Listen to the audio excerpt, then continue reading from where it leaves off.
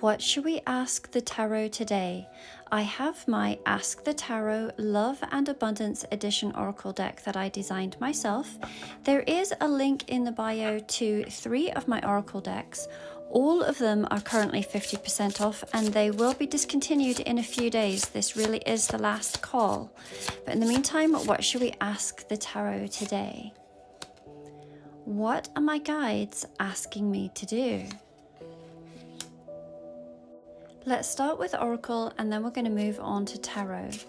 So Spirit, for the viewer, what might their guides want them to know, and what would they like the viewer to do? To know and to do.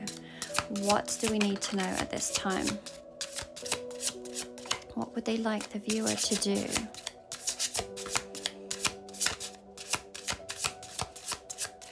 To do and to know. Bottom of the deck we have got divine protection, divine communication, and affirm your desires.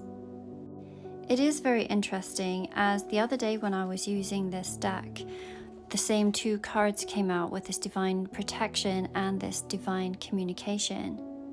Your guides do want you to know that you are divinely protected.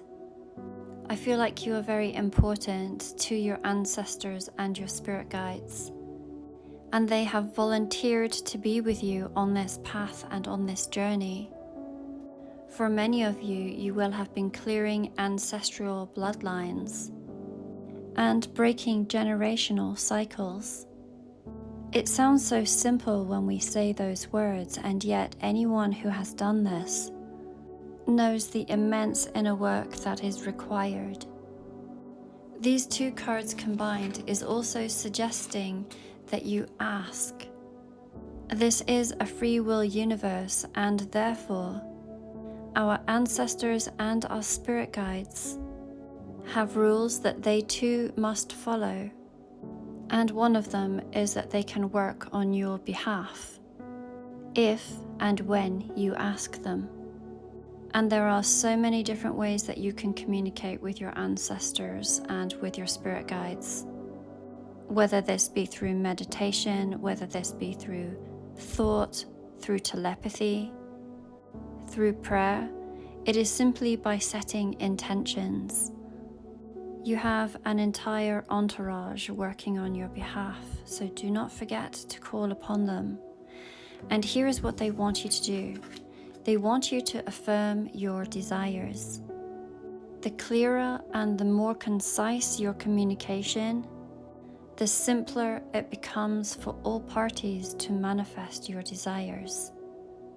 For me, I do this in many ways. I love to script, I love to journal, and I meditate daily, something that I have done for years and years. And with me doing this, it leaves no room for doubt for myself or for my guides as to what my desires are. I have often said this in personal readings to others. Your thoughts are not simply your thoughts. Think of them as radio frequency waves that are put out to the universe. It is a broadcast, and your ancestors and your spirit guides are tuned in to your particular radio station, as it were. It is their privilege to help you, and it brings them so much happiness. Let's move on to Tarot. So Spirit, for the viewers, what would their spirit guides and their ancestors like for them to do? Like for them to do, or like for them to know? Let's have a look for the viewer. Like for them to know and like for them to do.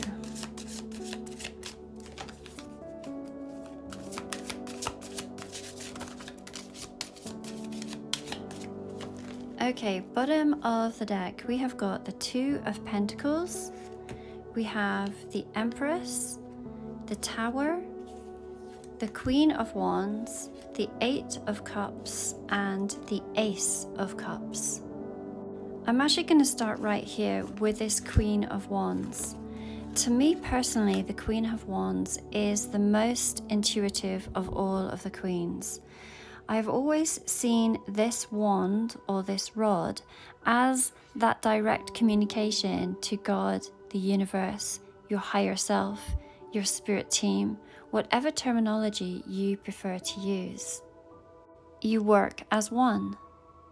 This particular card is also telling you to be very confident in the intuition that you are receiving.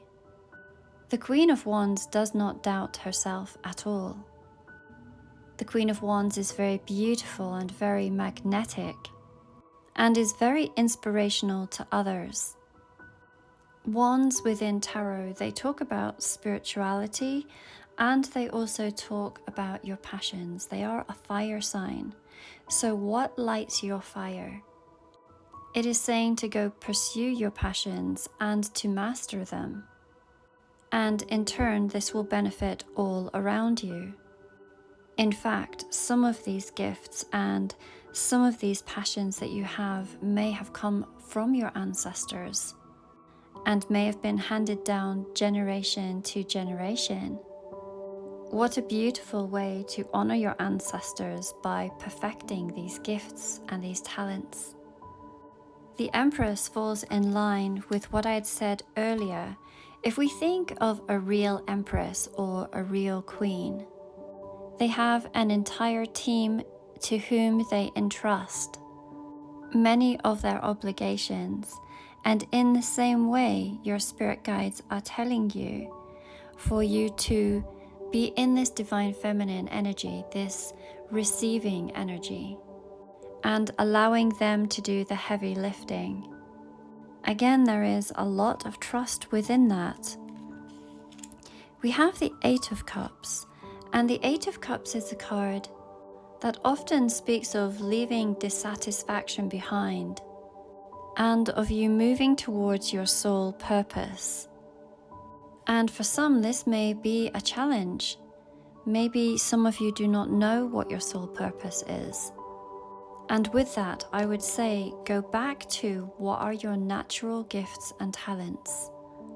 Because your soul purpose, like this Empress, should all come very easily to you. It is not something that is forced, it is your natural essence.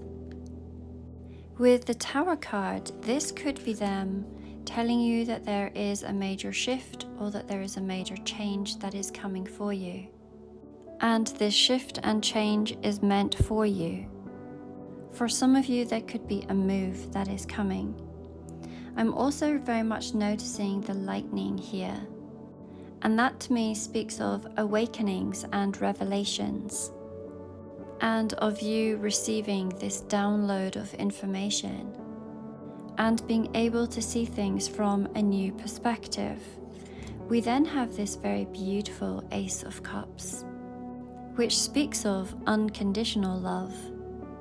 Let's look at this illustration a little closer.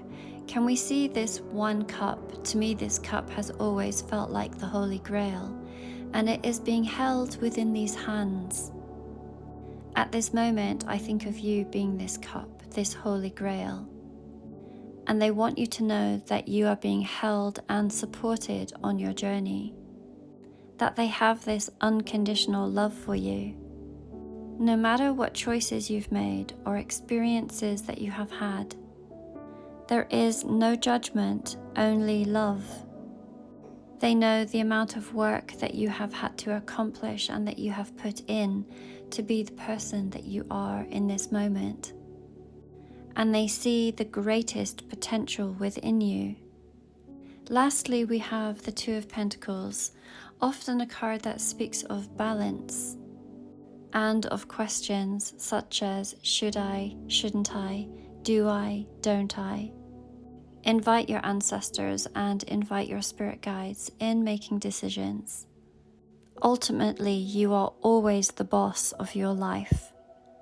And even spirit guides and ancestors have their limitations on what they can see for you. But I would suggest whenever feels right to work together as a team.